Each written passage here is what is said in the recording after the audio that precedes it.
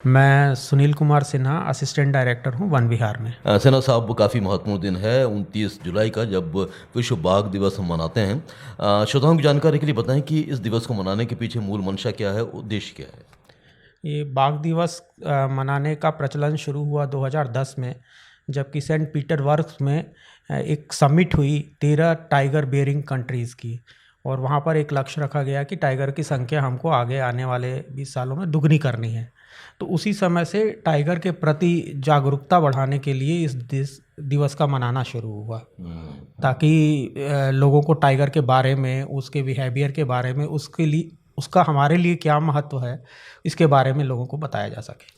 सिन्हा साहब, बाघ के प्रति सभी का लंबे समय से आकर्षण रहा है, और जाहिर है कि बाघ को देखना हर कोई पसंद करता है। और वन विहार की जब हम बात करते हैं तो वन विहार में तकरीबन कितने बाघ हैं, और इस यहाँ पर किस प्रकार से उनका संरक्षण किया जाता है? वन विहार, जैसा कि इसके नाम में स्पष्ट है कि ये नेशनल पार्क एंड जू है। CZA, जो कि अपना सेंट्रल जू अथॉरिटी है, उसने स्मॉल जू के रूप में हमें मान्यता दी है। तो और इसके अतिरिक्त ये एक बड़े रेस्क्यू सेंटर के रूप में भी काम करता है। मध्य प्रदेश में जितने भी टाइगर को रेस्क्यू किया जाता है और यदि उनको किसी इलाज की आवश्यकता होती है या क्वारंटाइन करना होता है, तो उसको वन विहार भेजा जाता है। तो इस वर्तमान में हमारे पास 15 टाइगर हैं, और जिसमें से 4 टाइगर डिस्प्ले में रहते हैं। तो 15 टाइगर हैं और 4 डिस्प्ले में हैं। तो जब भी ये बाघों के बारे में हम अक्सर देखते हैं कि बीच में कई बार वो घायल भी हो जाते हैं, या फिर कई बार मौसम के अनुरूप अपने आप को ढाल नहीं पाते हैं। तो ऐसी स्थिति में उनके इलाज के लिए आपका कितना बड़ा अमला काम करता है?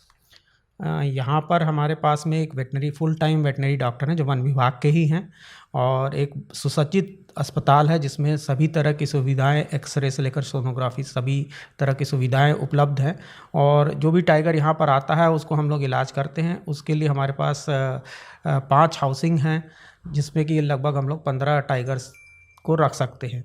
अभी आपने हाल में ही सुना होगा कि मिडघाट बुधनी के पास से 2 टाइगर के बच्चों को रेस्क्यू करके लाया गया था, जो कि रेल दुर्घटना में घायल हो गए थे।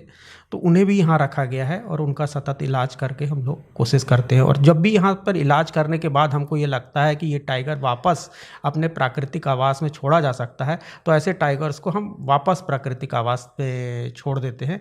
और यदि नहीं संभव हुआ कि उसका बिहेवियर ऐसा नहीं है या कुछ ऐसी डिसेबिलिटी है जिसके कारण वो प्राकृतिक आवास में जीवित नहीं रह पाएगा, तो उनको फिर वन विहार में ही परमानेंटली रखना पड़ता है। सिन्हा साहब, बड़े प्यारे प्यारे नाम रखे जाते हैं जब भी आपके यहाँ कोई टाइगर या टाइग्रेस आती है।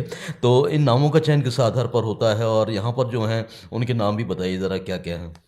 ये टाइगर्स जो है, ज़्यादातर हम लोग जिस क्षेत्र से आया है उस पे आधारित नाम ही रखते हैं। जैसे एक मेल टाइगर सारणी से आया था तो उसका नाम सरण रख दिया गया। अच्छा। या कोई बहुत सुंदर देखने में होता है तो उसका नाम सुंदरी, एक टाइग्रेस है जिसका सुंदरी है। बांधवगढ़ से अभी टाइगर आते हैं तो उनका बांधव, बंधनी, इस तरह के नाम रखे जाते हैं। अच्छा अच्छा। तो इस पर भी काफ़ी विचार विमर्श होता होगा? जी, विचार विमर्श करते हैं। और वास्तव में जो लोग उसको उस एक्चुअली आप कह सकते हैं कि लालन पालन करते हैं, जो दिन रात उनकी सेवा करते हैं, उनके हाउसिंग को साफ़ करते हैं और जो उनके देखभाल के लिए लगे रहते हैं चौबीसों घंटे, एक्चुअली उनके मन में जो विचार आता है तो वो उसी विचार के अनुरूप हम लोग नाम रखते हैं। ज़्यादातर कोशिश ये की जाती है कि उसका संबंध उससे हो जहाँ से वो आया हो। उस क्षेत्र के ऊपर नाम रखने से एक तो ये भी याद रहता है कि कहाँ से आया है, और दूसरा एक लगाव जुड़ा रहता है। और मैं जानना चाहता हूँ आपसे कि जब बाघों की बात निकली है तो एक आम जन को आप किस प्रकार से समझा सकते हैं कि बाघ की हमारे पारिस्थितिकी तंत्र में कितनी महत्वपूर्ण भूमिका है, और इनका होना हमारे लिए कितना ज़रूरी है? बाघ को हम ऐसे समझ सकते हैं कि बाघ एक अम्ब्रेला स्पीसीज है, छाता के समान है, जो कि छाता के नीचे यदि आप खड़े हो जाएं तो वो सबकी रक्षा करता है। उसके अंदर आदमी हो या जानवर हो, कुछ या सूखी ज़मीन हो या कोई पौधा हो, उसकी सबकी रक्षा वो छाता करता है। इसी तरह से बाघ है। बाघ के होने से अन्य सभी चीज़ों की रक्षा हो सकती है। हम इसको यदि दूसरी तरह से कहें तो ऐसे भी समझ सकते हैं कि बाघ जो पारिस्थितिकी तंत्र के शीर्ष पे है, सबसे शीर्ष पे रहने वाला एनिमल है। और उसके होने से ही यह पता चलता है कि ये पूरा जंगल कैसा है, क्योंकि यदि बाघ है तो इसका मतलब है कि वहाँ पर उसको उसके भक्ष्य प्रजातियाँ जो होती हैं, जो हिरण इत्यादि हैं, वो होंगी। और यदि वो हैं तो उनके खाने के लिए हमको घास चाहिए, घास होगी, घास होगा, जंगल होगा, तभी वो प्रजातियाँ होंगी, तभी बाघ होगा। अब जब घास और जंगल रहता है तो पानी भी उस क्षेत्र में ज़्यादा बरसता है, और पानी बरसने के बाद में जंगल और घास इस पानी को अवशोषित कर लेते हैं। और जो हम नदियों में पानी देखते हैं वो भी धीरे धीरे इन्हीं जंगल के जड़ों में जो पानी बरसात के समय में इकट्ठा हो जाता है, जिसको वो अवशोषित कर लेते हैं, धीरे धीरे करके रिलीज़ करते हैं, तो हमारी नदियों में पानी जाता है। और जब नदियों में पानी जाता है तभी उसी पानी को सिंचाई करके हम लोग खेती करते हैं, और खेती करते हैं तो हमको अन्न मिलता है। तो हम कह सकते हैं कि यदि बाघ है किसी जंगल में तो वो हमारे लिए बहुत ज़्यादा ज़रूरी है, मतलब हमारे अपने अस्तित्व के लिए बाघ का होना बहुत ज़रूरी है। और ये एक साइकिल है जिससे आप पता चलता है कि बाघ है तो जल है, जल है तो अन्न है, अन्न है तो हम हैं। वाह! तो इस तरह से ये बाघ का महत्व आप किसी को भी बता सकते हैं। यदि बाघ नहीं होगा तो शायद हम लोग बर्गर, पिज्ज़ा, गुलाब जामुन, आटा, कुछ भी जो हम खाते हैं वो भी शायद धीरे धीरे ख़त्म हो जाएगा, क्योंकि बाघ नहीं होंगे तो अपने जो जंगली जानवर हैं जो कि घास खाते हैं वो इतनी ज़्यादा संख्या में बढ़ जाएंगे, क्योंकि उसके ऊपर किसी का कंट्रोल नहीं रहेगा। तो वो फिर अपने खेतों में आएंगे, और खेतों में आएंगे तो वो खेत खा जाएंगे, खेत में उत्पन्न होने वाले अन्न को खा जाएंगे, तो हमारे लिए कुछ नहीं मिलेगा। तो इस तरह बाघ का होना परिस्थिति तंत्र में अत्यंत लाभकारी है, और वो हमारे अपने अस्तित्व के लिए ज़रूरी है। तो ये तो आपने काफ़ी आसान भाषा में और बहुत ही सुंदर तरीके से समझा दिया कि बाघ की भूमिका हमारे लिए क्या है।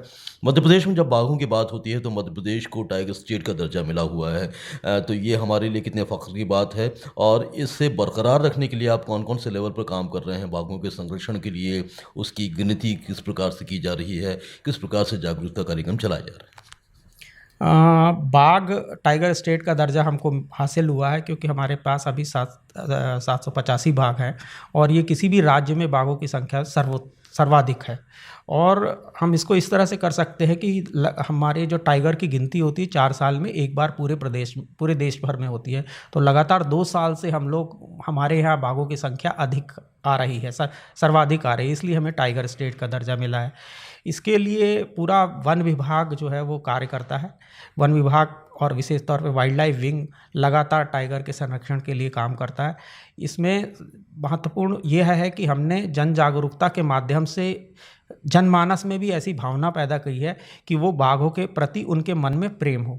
कुछ सालों पहले तक आप सुनते होंगे कि यहाँ पर बाघ का शिकार हो गया है, वहाँ बाघ का शिकार हो गया, या बाघ ने किसी पर हमला कर दिया और बहुत बड़ा कहना चाहिए अनरेस्ट खड़ा हो गया उस क्षेत्र में।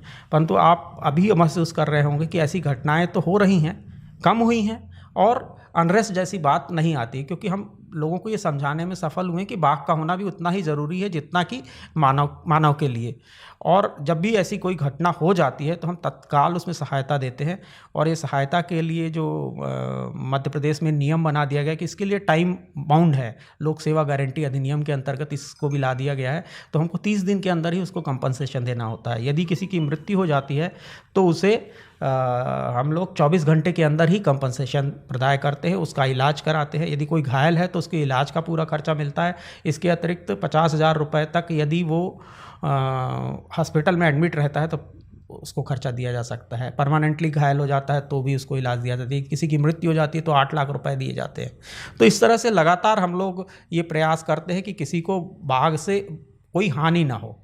और इसके अतिरिक्त हम लोग स्कूलों में जन जागरूकता अभियान चलाते हैं। आपने अनुभूति कार्यक्रम का नाम सुना ही होगा, बड़ा ही विशाल कार्यक्रम है जो पूरे मध्य प्रदेश में होता है। हर हमारी जो रेंज है, छोटी इकाई, हर रेंज में 2-2 कैंप होते हैं। 120 बच्चों को हम लोग लाते हैं और वास्तव में यही बताने की कोशिश करते हैं कि प्रकृति और बाघ उनके लिए कितना आवश्यक है। तो इस तरह का जो जन जागरूकता अभियान है वो हमें बहुत अधिक मदद करता है।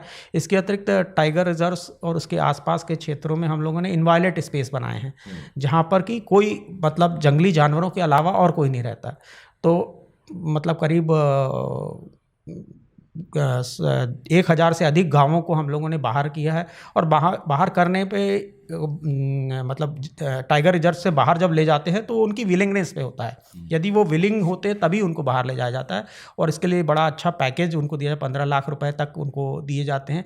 और 15 लाख रुपए एक परिवार को नहीं, परिवार की इकाई भी जो सामान्य परिवार हम बोलते हैं उससे इकाई अलग है। यदि कोई वयस्क है तो वो एक अलग परिवार होता है, विवाहिता है तो वो एक अलग परिवार होती है, बच्ची है या कोई विधवा है वो अलग परिवार होती है। तो ऐसे एक परिवार में मतलब 15 लाख के हिसाब से आप समझ सकते हैं कि बहुत बड़ा राशि मिलता है, जिससे लोग विलिंगली बाहर जा कर के बसते हैं। तो ये जो इनवायलेट स्पेस क्रिएट हुआ है वो बहुत महत्वपूर्ण है टाइगर जैसे जानवरों के प्रजनन के लिए, क्योंकि इनवायलेट स्पेस होगा, शांति रहेगी तो ही उनको साइकोलॉजिकल शांति मिलती है।